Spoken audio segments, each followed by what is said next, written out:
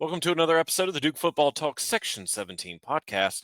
I'm your host, Brian Kennedy, alongside my co-hosts, Josh Cox, Scott Medlin, and Jamie Holt. And it wasn't exactly the weekend we had anticipated as Duke fans, but we're going to get to all that.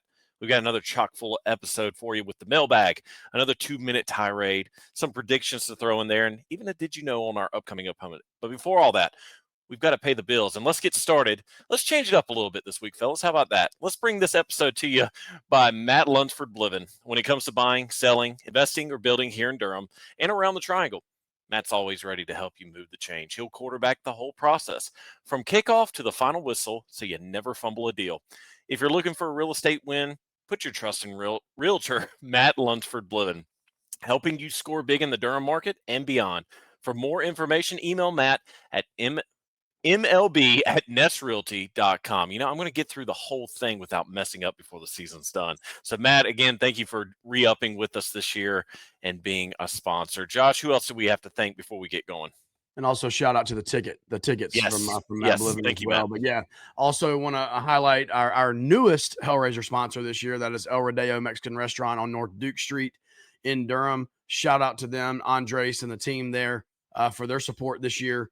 Just went there this weekend. Got the queso for the table. That's the daughter always has to get the queso for the table.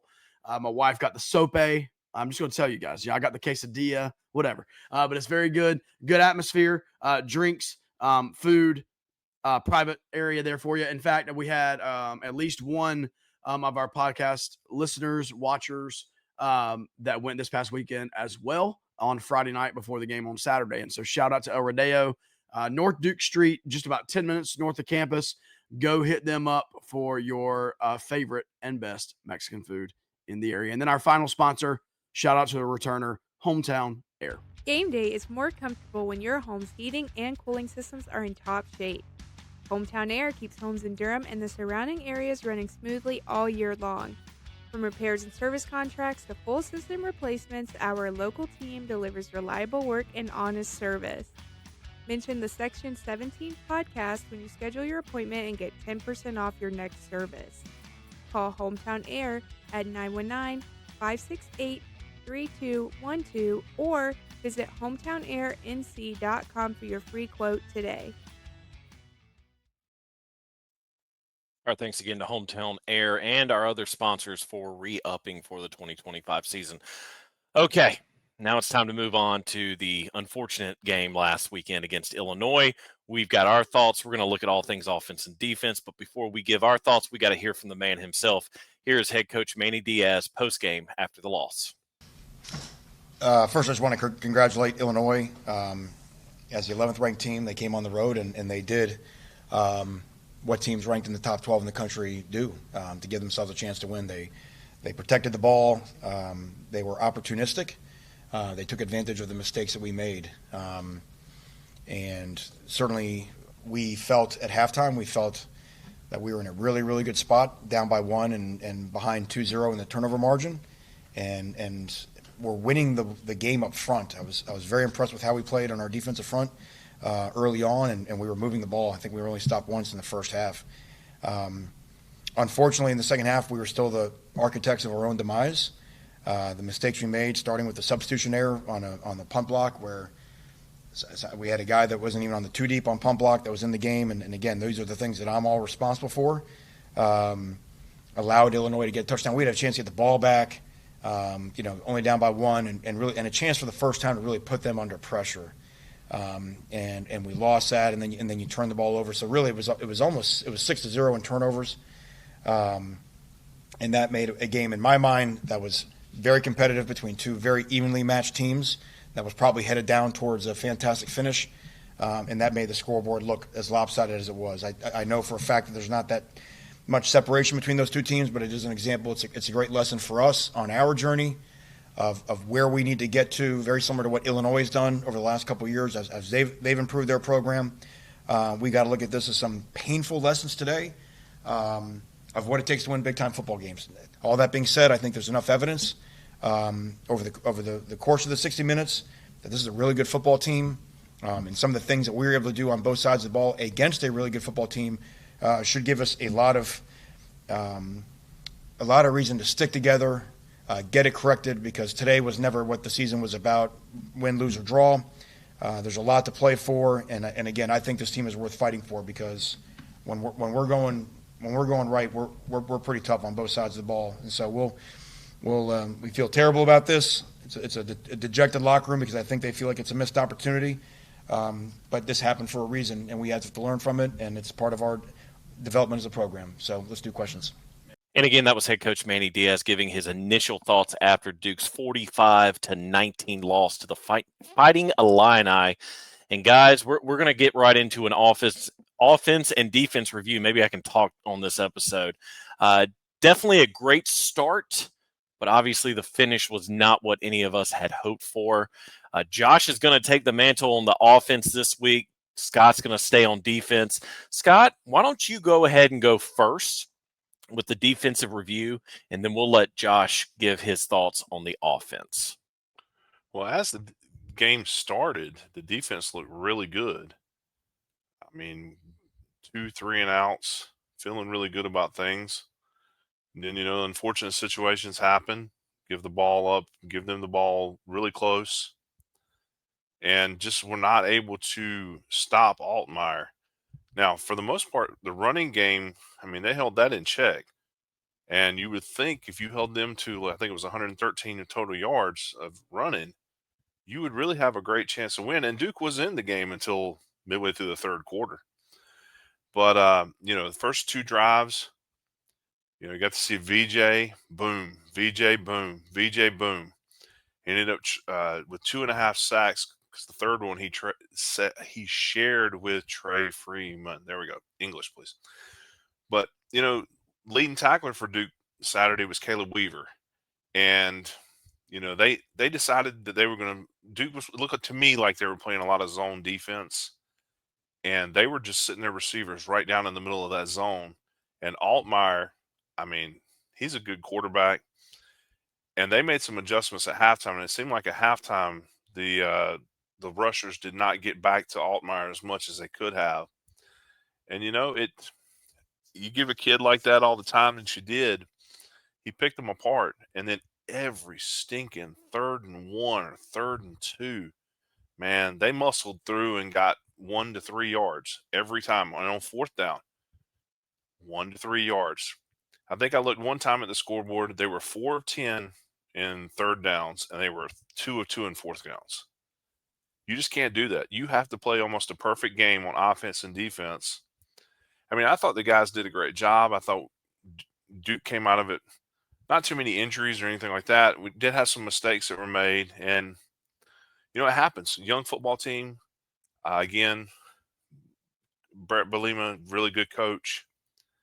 And, you have to play perfect. And Duke didn't play perfect, unfortunately, Saturday, and they gave up the most points, what was it, since David Cutcliffe's last home game, I believe it was. That's tough. That's a rough afternoon, and it was also hotter than Haiti. Let's just put it that way.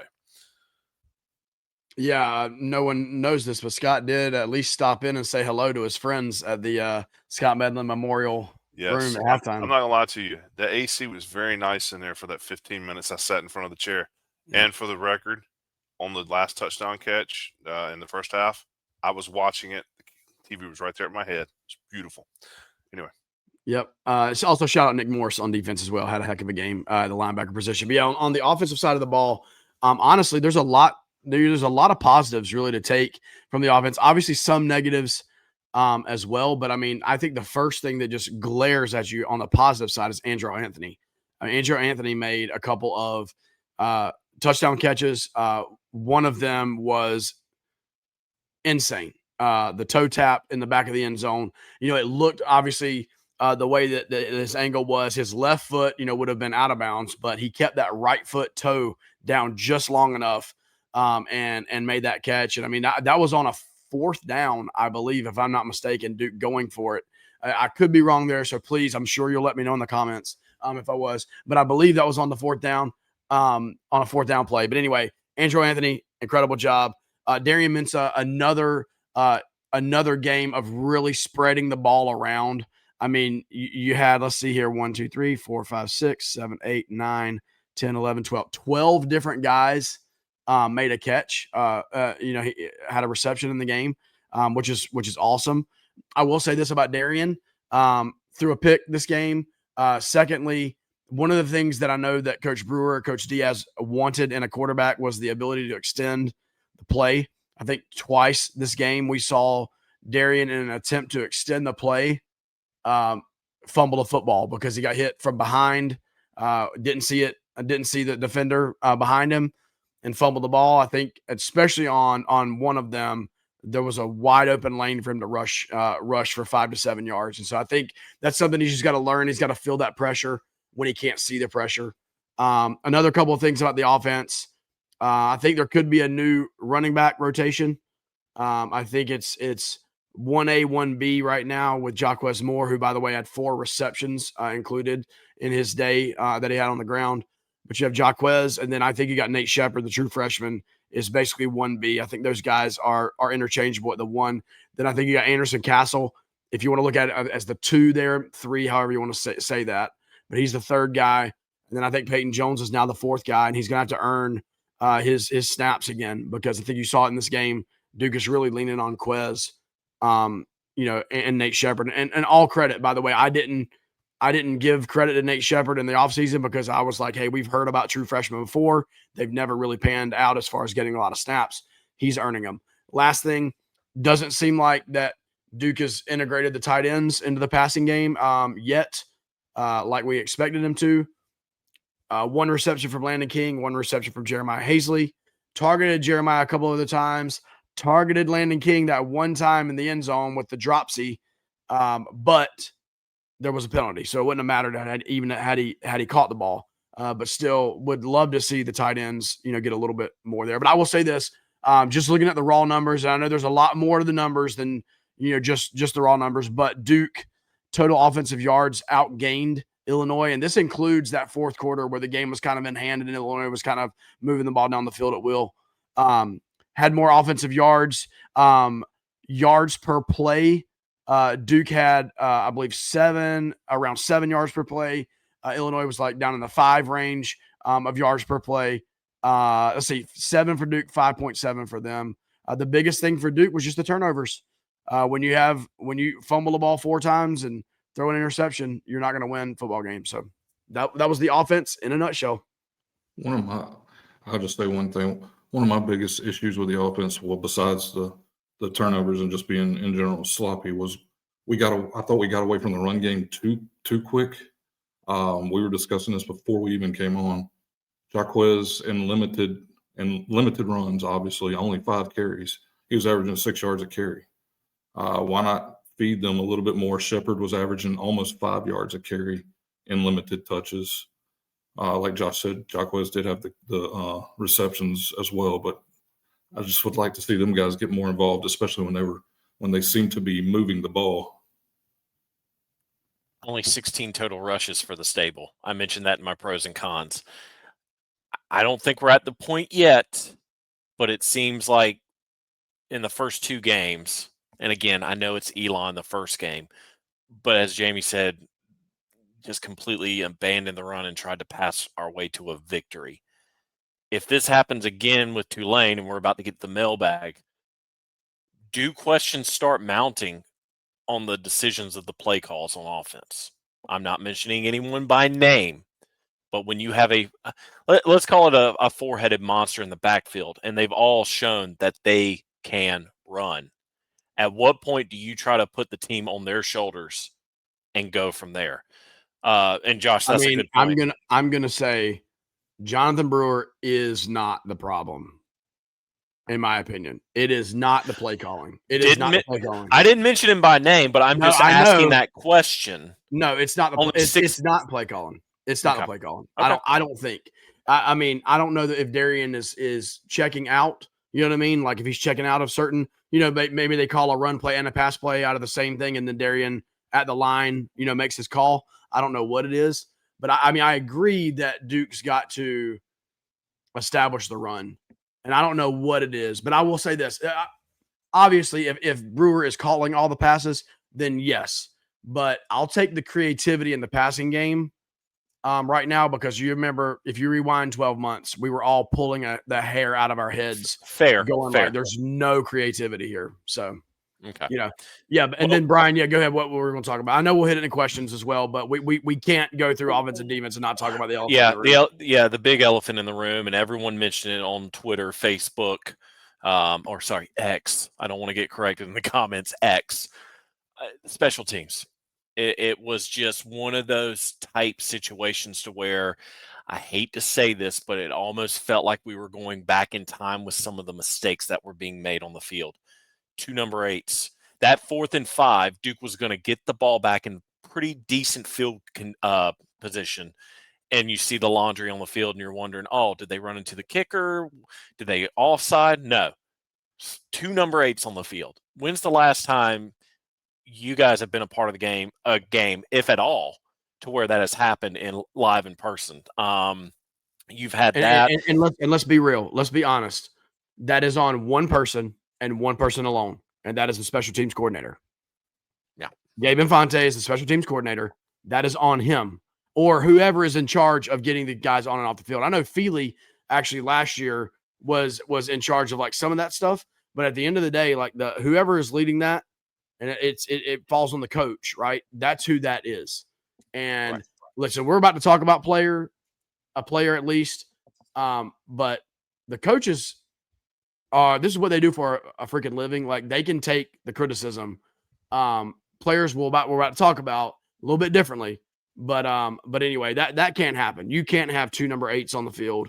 I'm actually interested to find out. I don't know that we probably never will, how they even caught it. Like, it's kind of strange. I don't know that they go through and like literally check everybody. They might do that, or maybe if someone on the Illinois sideline, if it was, kudos to them for really paying attention, because I can't tell you the last time I looked at a special teams lineup and tried to see if there was the same number out there. Well, Manny took the blame today. What he said was that the number 8 that was on defense got hurt on the previous 3rd down. Felt like he was getting ready to cramp. Instead of going on the ground, he stayed in the game, not realizing that the other 8 came on the field and that they were both out there. Instead of trying to cost Duke a timeout, he instinctively stayed on the field instead of coming off. Manny said he's something he should have noticed, and they should have taken care of it on the sideline before we ever kicked the football. It didn't happen, and it happened. That's called Manny Diaz being a good leader and taking the blame. There's no way in the world that head football coach should be in charge of what players are out there for a punt. So that's Manny being a good guy. But let's talk about the elephant in the room. Quayshawn Brown, listen, y'all know this podcast is all we love some queso, right? I just mentioned I had some queso this weekend at El Rodeo, but we love some queso. Brian is actually going to hit on this later, bring this up a little bit in the 2-minute tirade. But queso, Scott, I think, heard today that it was the sun was right in his eyes on that punt. Coach Diaz, once again, shout out to Coach Diaz, leadership, taking credit for like, hey, we didn't practice. We practiced that early in the morning. We have not practiced punts coming in that direction at around 12 noon. I mean, that's a valid point. Once again, I think that's Manny Diaz just trying to be a good leader and taking the blame for things. But be very interested to see if anything does change there, because it wasn't just the sun. It was also, the next punt. There was a wide open left side there, and it was just like a loss of footing and slipped and fell. And I think we all know this, and this is not any criticism to any player. I think we all know there's another guy on that roster who has in his career shown that he can take a punt back for a touchdown on multiple occasions, and that's Samir Hagan. So it'll be interesting to see if we see any of Samir back there at all in the Tulane game. So, well, we could keep talking about this, but I'm sure our fans had questions as well concerning special teams, offense, defense, and the overall performance. So, Jamie, let's go ahead and knock this mailbag segment out. I'm sure we had a lot of questions from our fans over the weekend. Yeah, and I'm going to start with @DevilJMG on Twitter. I'm not going to call it X. Brian's afraid of the people in the comments. I am not. I will comment right back to you. If you people know me, I will come back at you. I don't care. X, Twitter, whatever you want to call it. I'm going to start with, is it an inevitable result of the team's improvement over the past few years that our fan base becomes way more toxic? The negativity is so intense. When things don't go perfectly, I can barely read the comments anymore. And I was going to say that if you were back, it's different now. Obviously, it's a lot different now. We've been winning. But back in the dark days, if we got a 45-19 result against Illinois, what the heck I was thinking, Illinois, we would have been happy to be close at halftime. We would have been happy that the game was still close midway through the third quarter. We'd have been celebrating 19 points. But now it's different. I mean, Duke fans have become more accustomed to winning over the last 3 years with Elko's first 2 years and Diaz's first year. So, yeah, I think there's a difference. And I know, Brian, should we just hit your 2-minute tirade to as a part of this answer? No. Okay, we'll do it later. Wait. Okay, I do think we'll wait because it's a different. I think it's a different avenue we could go down when it comes to this. All right, perfect. So I will say this: I do think that we gotta be careful in like judging other people's fanhood, right? So like we all process things differently. The four of us process things differently. So I think we gotta be slower to do that.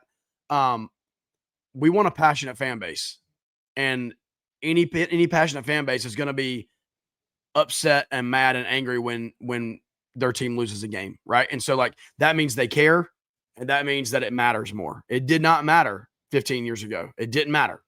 A Duke loss was just another Saturday, and now it matters, and that is because the program has set the standard higher. Shout out to David Cutcliffe. Shout out to Mike Elko, right? And now Manny Diaz. And so the bar is higher. The disappointment is going to be louder.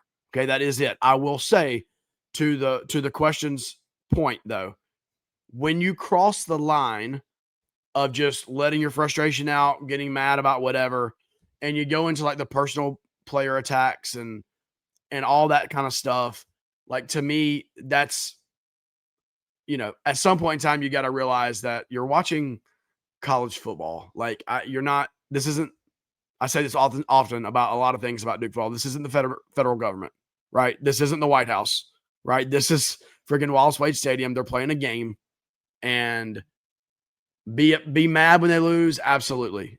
Are you going to lose some sleep over it? Hopefully not. Are you going to embarrass yourself on social media?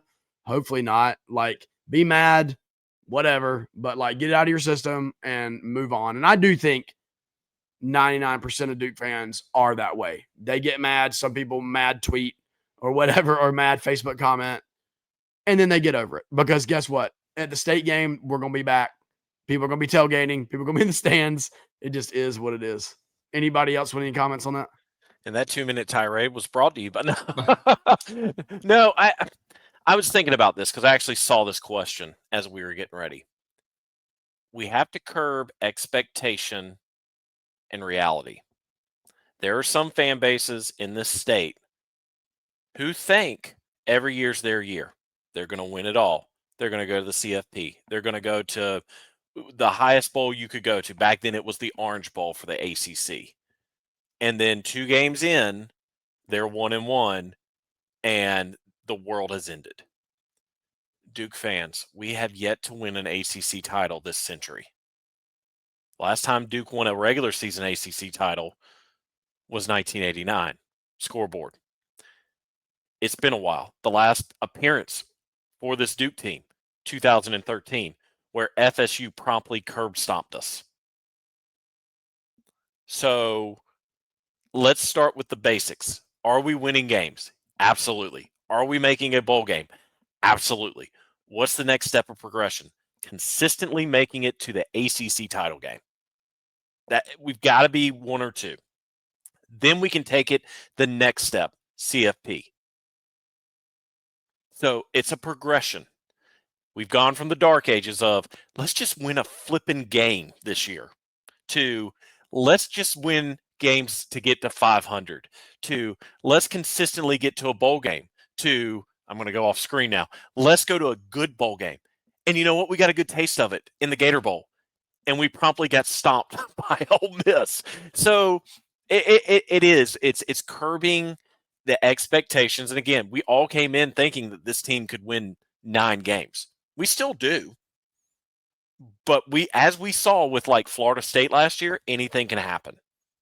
So that was a very long-winded question. We've got to get to more questions, but that's kind of just where we're at. So I get that we want to be here, but we're still here, and we've got to climb our way up the rung. All right. Are we done? Just don't read 8 questions into one. All right. We just wasted another 15 seconds.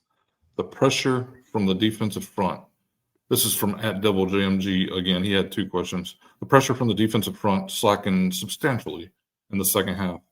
Do you think they got worn down from the turnovers, constantly coming back out on the field and stuff, or did Illinois figure out something schematically, or a combo of both? Go ahead, Scott. Me and Brian took the last one, man. I would say that in the second half, Altmaier didn't have the football but more than maybe 2.5 seconds. Every pass was a quick pass, and then they didn't have to do anything but run on 3rd and 1, 3rd and 2. So you really didn't get a chance to get the pass rush. And I mean, not to be this guy, but it didn't matter if we even looked hard at my man and touched him. We were I'm going to do it. The Big Ten officials suck worse than the ACC officials. The replay room sucks. That was one of the worst officiated games I've ever seen in my life. Duke's getting held, dropped to the ground, beat, pummeled, kicked. I didn't see a thing. Over on the, we barely touched the guy. Oh my God, it's a 15-yard penalty. Oh, we touched him whatever. Anyway, sorry. There's my 2-minute tirade in about 10 seconds. But look, honestly, I think the scheme changed at halftime. They changed how they blocked. They got the ball out of Altmaier's hands quicker. And at the end of the day, he did what he was supposed to do. He didn't throw for great numbers, but he kept getting first down after first down after first down, and that's what killed us at the end of the day. And I think we did use a lot of energy trying to get to him, but it's hard to get back there in 2.5 seconds. Once they kept Altmaier clean, it was just like he was finding guys open really quickly. I mean, and that's what a veteran does. This guy's a veteran, and if you keep guys clean, like have kept Mensah relatively clean, and he does a great job of finding guys down the field and stuff. The same thing goes for Altmaier. They kept him clean, and unfortunately, guys end up getting open. Yeah, I would say this to kind of put a bow on it. When you're not getting to the quarterback and you're playing like a very soft zone, like that's exactly what happens. And I mean, I don't know. I'm assuming they were playing that soft zone, expecting that the line was going to get to Altmaier as like they did early in the game. And if that's the case, if your line's getting to him, then you can play that soft zone and you're fine. But when he's got the time to make the read, as Scott said, I mean, he was making probably his first and second reads, and the zone is soft, and you're not getting to the quarterback. Like, that's going to be 8 yards, 9 yards every single time. And that's exactly what happened. All right. Next up is at the Duke of QP, and he came in mid-season form. He's back. I went to the shooting range and emptied a revolver in my foot because I wanted to know what it felt like to be a part of Duke football. My question is, how long does this take to heal? I was going to say, I think we can reach out to somebody maybe and figure things out. Maybe we can get him a consult at Duke Hospital or something. I don't know. A boot. We get him a boot. Get him a boot. Yeah, he's a Texas guy though. He should have a cowboy boot. Steel toe. They definitely have walking boots at Duke. So listen, I think consensus here is the biggest play of the game. Speaking of shooting yourself in the foot, was the special teams penalty. The 2 number 8s. Illinois, Duke scores 14-13 heading into halftime. Vibes are great. Hey, we're outplaying them. We're playing better than they are. We've made some mistakes and we're still only down 1 point. If we come out in the second half and we can stop them and get the ball and go score, it's like this is our game. And we do. The defense comes out, gets the 3 and out, and then the ridiculous penalty. And I think we can say this. I'm not saying we lost the game because of it. I'm saying the game never got back. It never got back to where it needed to be after that, because they ended up scoring on that next drive and then ensuing drive. And from there, we were playing from 8 points behind the rest of the game. We've all seen it, and we've all been a part of those games to where there comes a point in the game to where you're just going, today's just not our day. There's nothing that this team can do to get over the hump that they've already gotten behind. And I think that was the play, because I was actually back up in the press box to kind of cool off from the heat because it was just miserable on the field. And even the press box was like, this lame. As I was stating, you've talked enough. No, but seriously, everyone in the press box was just like, if they're getting that called, there's no way that they can get themselves out of this hole that they just dug. And you did. You could just feel the air deflating out of the stadium when that penalty was called. So, yeah, it's tough, and it goes back to the last question. Had this been 15, 20 years ago, well, that's Duke.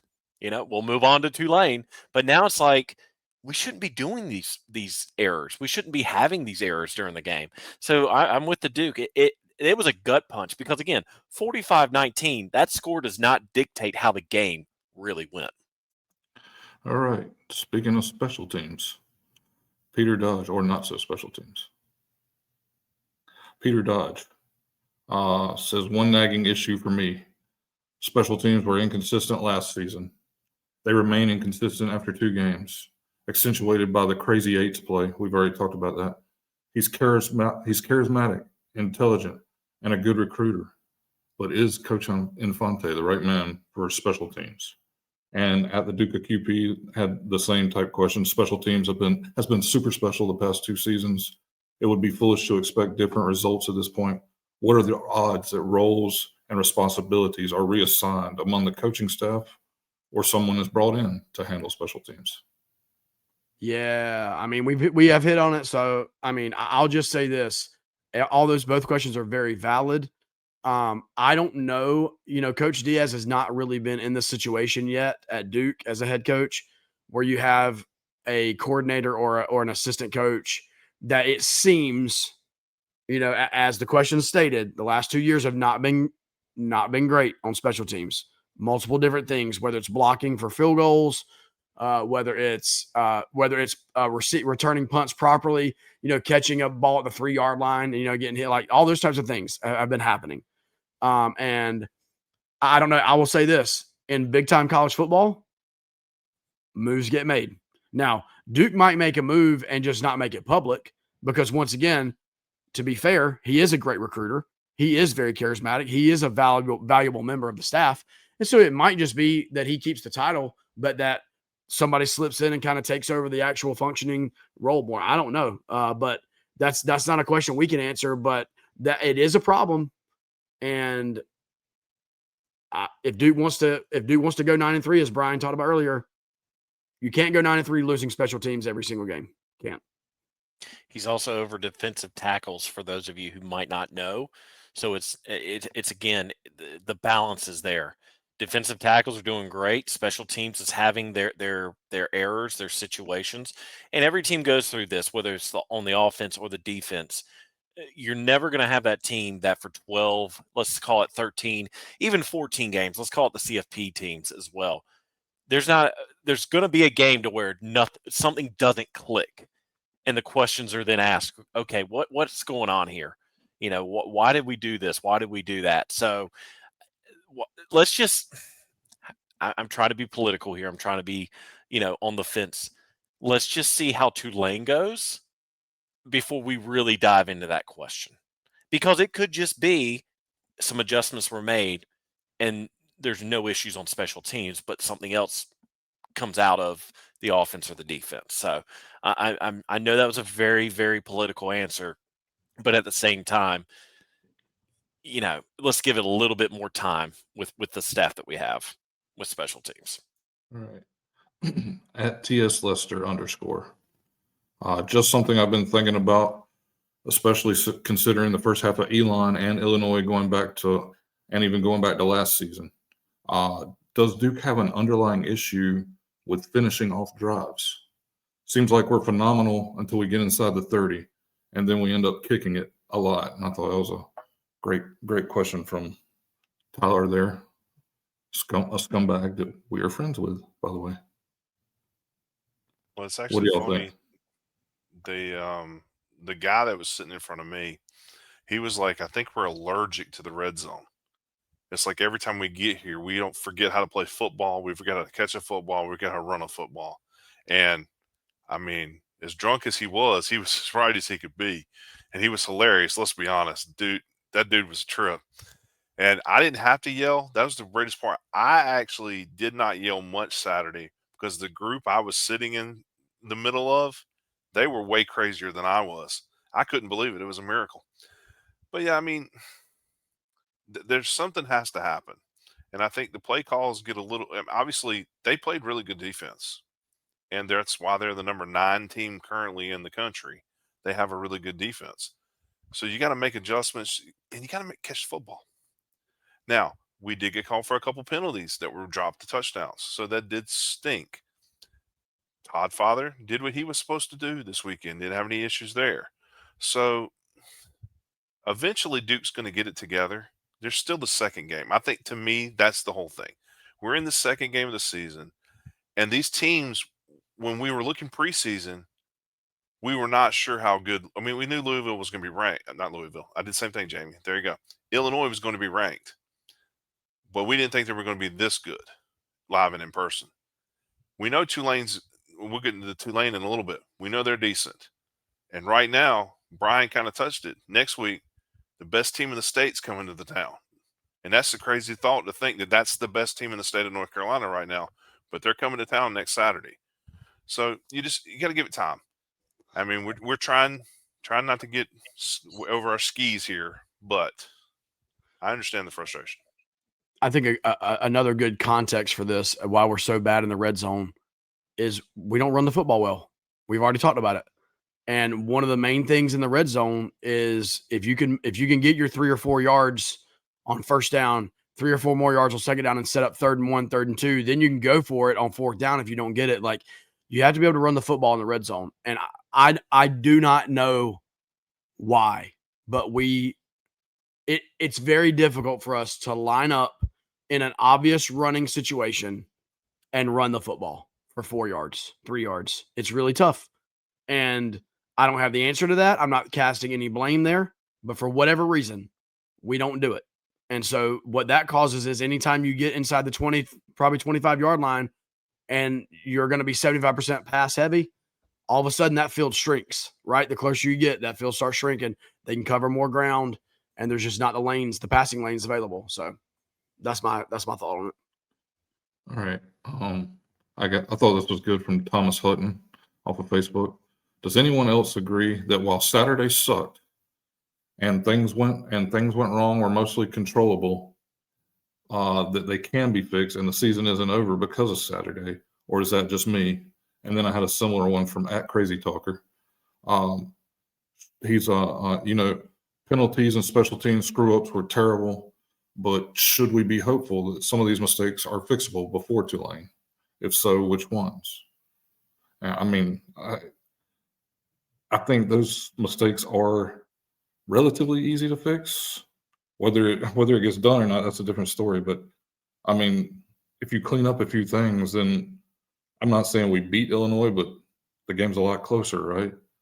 And if you clean up a few things, you play a clean game against Tulane, I believe they can win. So we'll see. Sorry, I'm going to say Manny referenced today that one of the things that you run into with a quarterback having issues and people coming behind him and hit him is you don't get hit. The quarterback doesn't get hit in practice. So he doesn't know there's a guy coming behind him and things like that. My thought process, and I haven't quarterbacked in a long, long time, back when I had hair and I was a whole lot more athletic than I am right now. You only have a certain amount of time. You've only got about 3.5 to 4 seconds to hold the football. Once you get to that point, you got to get out of the way and get rid of it or do what you got to do. Unfortunately, he held it too long. They did a great job of getting there and knocked him out of his hands. So hate it, but it is what it is. Didn't we talk about and maybe I've listened to another podcast, but didn't we talk about this? Like it seems like the non-con games are ways to get everything polished up for conference play. And don't get me wrong, we want to win the games. We want Duke to go 4-0 heading into conference play, which it's not going to happen this year. But I would how do I put this to sound logical? I would much rather these mistakes happen now than say in Death Valley November 1st. Or I'm going to even say in East Hartford November 8th against a UConn team that has shown they're not the same UConn team that has started out slow in years past. If you can clean up those messes before you get into the heart of the schedule, going to Syracuse, going to Cal, then you have Georgia Tech at home. Georgia Tech, a very formidable opponent. Yeah, the loss now stings, but then if we can look back and say, hey, this is what was going on, but we haven't seen that since, I think the results will be much more in Duke's favor when it comes to win-losses. And by the way, and Josh made a good point, just a FYI, we did as a team predict Duke to lose this game because we gave Illinois the credit. Last week, me and Scott drank the Kool-Aid. You know, we had to try at least. That reverse psychology, we thought it would work. But kudos to Josh and Jamie for sticking to the guns of the team. So, well, and listen, Brian, I think you talked about it, the expectations. Like, we want to get here, but we're here. The next step on the ladder, you mentioned it, is ACC championship game. That's the next step on the ladder. Guess what, ladies and gentlemen? News flash. What happened at Wallace Wade Stadium this past Saturday has nothing to do with getting to Charlotte. Nothing to do. All right. At CB Jones, 725. He says this is one of the most talented, deepest, and highest ceiling Duke teams that he can remember. One question was, why did we go for 2 down 9 in the third quarter? Because of analytics. We literally sat in Coach Elko's office a couple of years ago. And joining us now. And I got this explained to me. Like, hey, Coach Elko, can you come on real quick? Yeah, we'll put you. We'll pipe you in. He's actually backstage right now, waiting. I completely agree. He's backstage drinking. He's backstage drinking a Diet Coke as we speak. I completely agree here. I mean, I kicked the extra point there because I don't chase points that early. It gets you down 8. Then if you score another touchdown, you can go for 2 and potentially tie, or you're only down 3 if you don't make or you're only down 2 if you don't make the 2-point conversion. I'm not good at math. Compelling argument. The math ain't nothing. But yeah, I would have went for the extra point. So obviously the reason why they go for 2 there is because they know earlier what they're going to need to do, right? So if you go for 2 at the first touchdown, you know that you don't have to go for 2 the next time, or now you know you got 2, you got to score 2 times, right? So you just find out your fate a little earlier, and you can adjust. So that's the analytics side of it. So anyway, but I get it, Jamie. That definitely, like, the old school in me says you want to wait and put yourself in the most difficult position at the very end, and just keep yourself in the game up until that point. And so it is a great question. I think that'll be something that will forever be debated. Had we gotten the 2-point conversion, everybody would have been completely fine with it. Hindsight's always 20/20 there. And hey, listen, at the when it was all said and done, it didn't matter because we were going to have a couple more turnovers and we were going to let them score a few more times. So it did not end up mattering. But thank you, all of you, for sending in your questions. Thanks, Jamie, for putting those together for us. Try to give you fair answers, honest answers, but also try to stay logical with some of them as well. Before I pass it over to Brian, I do want to encourage you to subscribe. We're getting close to 1,000. I say close. We got a couple hundred more to go, but we're trying to get to 1,000 subscribers on YouTube. So if you would, please hit the subscribe button. We would appreciate it. Like this, share this episode with somebody that's a Duke football fan. We're still meeting people all the time who are Duke football fans who have not heard about our podcast. So let somebody know about it. Obviously on Facebook, Duke Football Talk, and then at Duke FB Talk on Instagram and X. And so please do that. And we do want to give a shout out very quickly to those that kind of help us get these things going in the background. And that's Laura Murphy on our photography, Tyler Witt on video, as well as producing for the podcast. So shout out to them. You guys show them some love on socials as well. So Brian, take us to the next spot here. If I can unmute. Yeah, so we're moving on to the 2-minute tirade, and I have taken it upon myself to give a little bit of a tirade, but also hopefully a little bit of a lecture. Josh, if you will time me and get ready, I have the clock as well because I really want to try to get through my thoughts. And as we saw last week, 2 minutes is not a lot of time. You think it is, but it is not. So, Josh. Are you ready? Brian, yep. In 3, 2, 1. Duke fans, it's just a game. Words that I have had to say to myself in years past. As I've gotten older, I've realized that I can't be personable when it comes to players that are at fault. And if you're doing that in the stands and you're personally condoning a player, please look in the mirror and try your hardest not to do that anymore. I had to do it. These guys know.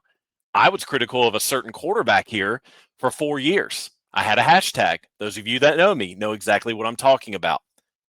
But I'm getting older, as I stated. I've got 2 young sons. And now I realize what the Duke parents go through almost weekly if their son were to make an error that could cost Duke the game. So I'm going to try to say this as nicely as possible. Like I said in my beginning, it's just a game. If a player messes up, you have to understand and realize the amount of immense pressure that they're under. 1, they're playing at a Division I football school. 2, they're also getting paid now. And if they don't perform, they could potentially lose that money in the future. The contract could be void. They could go somewhere else. So, as I stated, as we progress into this year, and let's say some of the results don't happen that we all expected to, don't make it personal. Please. We have so many parents that interact with us that are in our Facebook group that have to listen to it week in and week out, whether it be on the message boards or in the stands. We want to win. But when we lose, we also take a step back and realize this is not the end all be all. This is not the end of my life. And if that's how you are, it might be time to look in the mirror. I'm done. Right on the money. Man, that was look at that 159.4, Brian. That was incredible and really good context there. We're not anti-passion. No. We are for the passion. But it's like, man, like do yourself a favor. And I mean this. After every home football game, if you don't have to take off, immediately, do yourself a favor, hang out right outside the main gate, outside of the yo. All the families are going to be there. That's the first thing. All the player families will be there. How about like going up and meeting a parent or a sister or a cousin or a brother of a player, introducing yourself, letting them know, how big of a Duke fan you are. And then as the players finish what they have to do with media, what they have to do with getting ready and whatever, or getting dressed after the game, they come out and you see them interacting with the people that actually love them. People actually care about them. It's important, guys, like to realize that is what this is about for them. This is a family thing. And so like it helped us. Like we were 4 or 5 years ago, we were on the criticism. As Brian mentioned, we were on the player criticism train. And then we started actually getting to know the players. We started actually meeting the parents. And here's the deal. It's not because we got media access or special access. We hung out. We took the time to stay and to meet people, and we did it that way organically. We could have done it if we didn't have this podcast. Like it would have been the same way. So, Brian, thanks for that, man. It's important, and I think the word was condemning, not condoning. But hey, I'm going to use my last second. If it was your kid, how would you feel? Yeah, I'm done. Yep. Okay, awesome. You're exactly right. So, appreciate that. Appreciate the 2-minute tirade. This week, next week we'll bring you another one, and we don't even know what it's going to be yet because we're going to find out something this weekend. So we'll see. It is now time for us to do some predictions Brian, we have already contacted our winner from last week, but let's give him or her a shout out. I forget who it was. I believe it was a shout out. And then let's talk about what we think this week is going to happen down in Nolans. Yeah, Marty Haynes, he did predict Illinois to win, and he was the closest. He predicted the Illini to win 41-24, so not that far off the score. So, Marty, I've already contacted you. Your long sleeve Duke T-shirt hoodie is on the way. Marty, by the way, I'm going to say this out of love. Duke has not worn the gray jerseys in like 7 years. That was your jersey prediction. Just throwing that out there. Love you, buddy. We do have yet another giveaway. We would show it to you, but someone has it and they're upstairs in their house and they don't want to go down and get it. Scott, I'm going to be out of town next week, so I gave it to Scott. It's a white T-shirt, right? It's got the Blue Devils. With Blue Devils. Yep. on the top. Nike, super dry fit. It's the nice dry fit. Scott, can you give us a? It's got a blue down the seams. Okay. So there's a we will white shirt with blues down the seams. It looks really nice. Yeah. So we will try to find a screenshot like we've done for the first 2 weeks to put on our social so you can see what you're vying for. Or in the morning, somebody will take a picture so Brian will get off his case and then he can have the picture to put on his socials or something like that. Scott, this is the year of the fan. You're not helping the fans right now see what they could win. Come on. All right. Moving on. 8 o'clock kickoff Saturday night on the Deuce, ESPN2 down in New Orleans. Not Baton Rouge, New Orleans. It will be Duke and Tulane. The line opened, what was it, fellas? 2.5, right? 2.5. It went as high as 3. Last check before we started, it was at 1.5 points. So something's going on. It's going to be interesting. Over under is 51.5 points. It's gone up. See? 52. People have been betting. 52.5. Oh, it went up a full 1.5. Okay. I'm gonna Jamie, you have not started out first. You always prices right it. You wait for everyone. I'm gonna go 2 points higher than what Scott said, and blah blah blah. So you're gonna start out first. So you're gonna give us your prediction. Did I miss anything? I think we're good on all fronts, right? Giveaway winner, what we're gonna give away. Okay. And by the way, I speak for the 4 of us when I said the way we did predictions is going to stay the way it is moving forward. 137 predictions. Guys, great job. Well, I wish we could give a giveaway to everyone, but keep those predictions coming. All right, Jamie, I'll shut up. Go ahead. All right. I was unprepared. I was waiting for my chance to do the Price is Right low ball. No. So I picked Duke to win this game in my preseason predictions, and I picked Duke to be 9-3. So I'm going to, once again, just like Illinois last week, I stuck to my guns and said we would lose that game this week. I think we win at Tulane in New Orleans, as Brian called it. I'm going to go in the Mensah homecoming game. Mensah returns triumphantly. Duke 31. Tulane 23. I think it's a close game, and we score late to win 31-23. As far as the jerseys, I think I'm going to go all white. I think I'm going to go all white with the blue D on the helmet. Big or small? Big. Yeah, big blue D. Scott, you're unmuted. I just unmuted to mess with Jamie. Go ahead. No, that's fine. I'm fine with going next. Well, Jamie almost took my score, so I was worried for half a second there. I do think Duke's going to get 31, so we did agree on that part. I'm actually going to go under by a whole half a point, 31-21. I do think Mensah is going to have a good game, and I'm interested to see. They do have a two-headed monster down there. Retzlaff is really good, but their other quarterback can also run, so that's going to be interesting. But I do think Duke's defense is going to be good. Now, granted, if it's 113 like it was last week on the field, hopefully we're the better team, but that's neither here nor there. But we're going to look spiffy in our icy whites from shoulder to toe. We're going to go with the blue helmets with that big old white D on it. There we go. Brian, you go with me going? All right. Tulane runs the ball very well. They are committed to running the football.